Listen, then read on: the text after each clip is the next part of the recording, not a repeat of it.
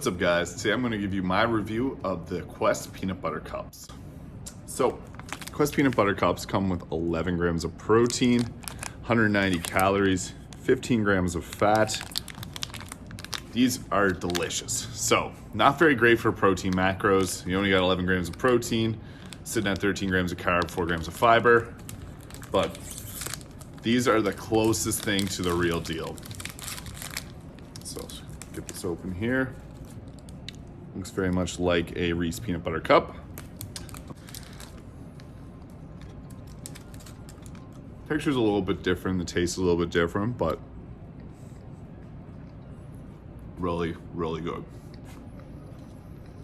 Got a little bit of fiber in them. I like the Quest bars because they come with high amounts of fiber. Fiber prolongs the amount of time before you feel hungry again. I mean, they're really great for any time that you're cutting down in weight. But these taste very, very similar to a Reese's peanut butter cup. For a protein bar, I'd give these probably a 9 out of 10. Macronutrients, not the greatest, but they are a great treat.